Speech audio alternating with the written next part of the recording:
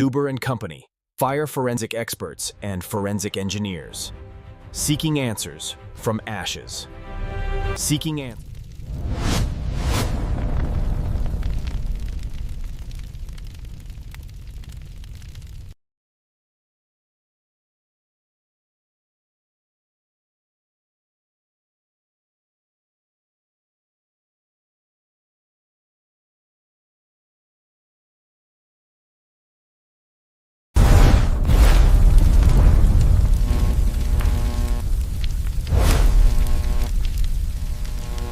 सोचिए, आपकी एक फैक्ट्री है, उसमें आग लग जाती है। आप सोचते हैं चलो इंश्योरेंस तो है ही, पर बीमा कंपनी कहती है सॉरी, हम पैसे नहीं देंगे। और ये लड़ाई पहुंच जाती है सीधे सुप्रीम कोर्ट। आज हम एक ऐसे ही बिल्कुल सच्चे और हैरान कर देने वाले केस की तह तक चलेंगे। तो सवाल यही है, क्या ऐसा हो सकता है कि चोरी की वजह से लगी आग को आपकी फायर इंश्योरेंस पॉलिसी कवर ही न करे? मतलब आग तो लगी पर क्लेम नहीं मिलेगा। सुनने में ही कितना अजीब लगता है ना? चलिए पता लगाते हैं। तो चलिए कहानी शुरू करते हैं। जगह है सीमेंट कॉरपोरेशन ऑफ इंडिया की मंडार सीमेंट फैक्ट्री। देखने में बिल्कुल एक आम फैक्ट्री, पर यहाँ कुछ ऐसा होने वाला था जो इंश्योरेंस के कानून को हिलाकर रख देगा। तो हुआ ये, जुलाई 2006 में सीसीआई ने पॉलिसी खरीदी, ठीक? फिर कुछ ही महीने बाद 1 नवंबर 2006 को फैक्ट्री में आग लग गई।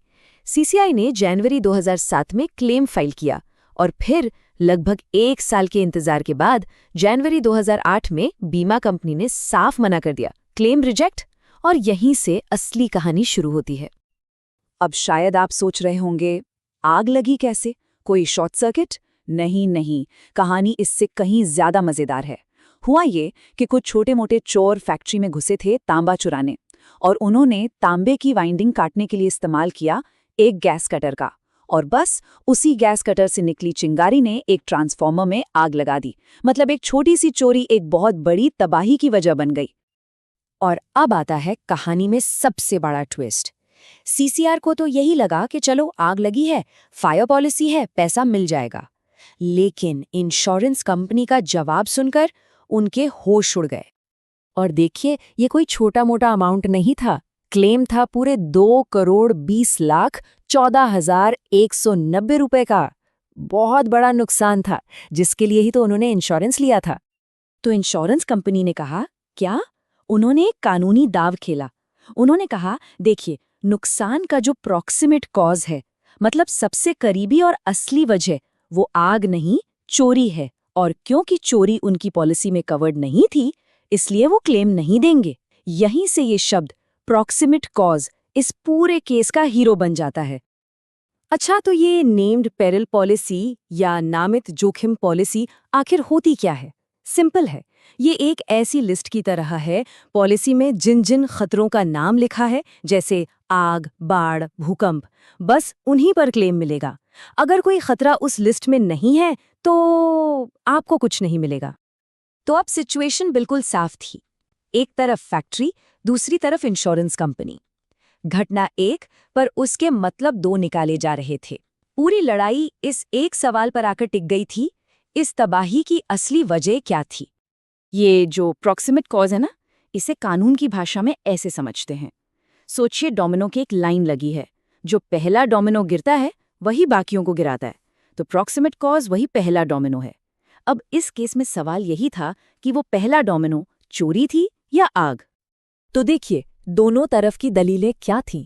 आईसीआईसीआई लोम्बार्ड कह रही थी, पहला डोमिनोज चोरी था, जो हमारी लिस्ट में नहीं है तो हम पैसे नहीं देंगे। दूसरी तरफ सीसीआई कह रहा था, अरे भाई, नुकसान तो आग से हुआ है और आग हमारी पॉलिसी में कवर्ड है, तो आपको पैसे देने ही पड़ेंगे। जब नीचे की अदालतों से कोई साफ नतीजा नहीं निकला, तो ये केस पहुंचा देश की सबसे बड़ी अदालत में, सुप्रीम कोर्ट। अब सबकी नजरें टिकी थीं कि इस बड़ी कानूनी गुत्थी पर आखिरी फैसला क्या आता है। और एक बात और, मामला सुप्रीम कोर्ट पहुंचने से पहले जो नेशनल कंज्यूमर कमीशन है, NCDRC, उसने बीमा कंपनी का साथ दिया था। तो सोचिए, सीमेंट कॉरपोरेशन के लिए ये लड़ाई कितनी मुश्किल हो गई होगी। वो पहले ही एक राउंड हार चुके थे। और फिर आया सुप्रीम कोर्ट का वो फैसला जिसने सब कुछ बदल दिया। कोर्ट की रीजनिंग बहुत ही साफ और सीधी थी। पहला, नुकसान किससे हुआ? आग से, और आग पॉलिसी में कवर्ड है, बात खत्म। दूसरा, आग लगी कैसे, ये मैटर ही नहीं करता। हाँ, अगर पॉलिसी के फायर वाले सेक्शन में साफ साफ लिखा होता कि चोरी से लगी आग कवर नहीं होगी तो बात अलग थी, पर ऐसा कुछ नहीं लिखा था। और तीसरा, चोरी को बाहर रखने वाला जो क्लॉज था वो किसी और सेक्शन में था, उसका आग वाले क्लेम से कोई लेना देना ही नहीं था। कोर्ट ने अपनी बात को और मजबूत करने के लिए सदियों पुरानी एक कहावत का इस्तेमाल किया जो लॉर्ड बेकन की थी। इसका मतलब बहुत सीधा है कि कानून को कारणों के कारण में नहीं उलझना चाहिए। मतलब आग क्यों लगी, उसके पीछे क्या था, इसमें नहीं जाना है। उसे बस ये देखना है कि नुकसान का सबसे सीधा, सबसे तात्कालिक कारण क्या था, और इस केस में वो आग थी, चोरी नहीं। तो ठीक है, सीमेंट कॉर्पोरेशन तो केस जीत गया, उनको अपने पैसे मिल गए। लेकिन इस फैसले का मतलब क्या है? इसका हम सब पर, जो भी कभी कोई इंश्योरेंस पॉलिसी लेते हैं, उन पर क्या असर पड़ता है, ये समझना सबसे जरूरी है। इस केस ने एक बहुत ही जरूरी नियम बनाया जिसे कहते हैं मेन पर्पस रूल, या मुख्य उद्देश्य का नियम। ये नियम कहता है कि पॉलिसी की छोटी मोटी शर्तें, जिन्हें एक्सक्लूजन क्लॉज कहते हैं, वो पॉलिसी के मेन पर्पस, उसके असली मकसद को ही खत्म नहीं कर सकती। बिल्कुल आसान भाषा में समझते हैं। अगर आपने फायर इंश्योरेंस पॉलिसी ली है तो उसका मेन काम क्या है? आग से हुए नुकसान को कवर करना, राइट? अब इंश्योरेंस कंपनी किसी दूसरे क्लॉज का बहाना बनाकर, जैसे चोरी वाले क्लॉज का, इस मेन काम से मुकर नहीं सकती। बस इतनी सी बात है। तो इस पूरी कहानी से हमारे लिए क्या सीख है? जब भी कोई पॉलिसी लें तो ये 3 चीजें जरूर चेक करें।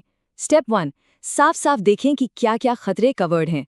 स्टेप 2, हर कवर्ड खतरे के नीचे जो फाइन प्रिंट है, जो शर्तें हैं, उन्हें गौर से पढ़ें।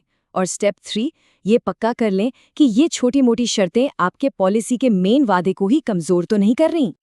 और आखिर में एक सवाल जो हम सबको खुद से पूछना चाहिए, क्या हमारी इंश्योरेंस पॉलिसी सच में वही कवर करती है जो हम सोचते हैं कि वो करती है? ये केस एक रिमाइंडर है कि वो जो बारीक अक्षरों में लिखा होता है ना, उसे पढ़ना और समझना कितना कितना जरूरी है ना? सोचने वाली बात।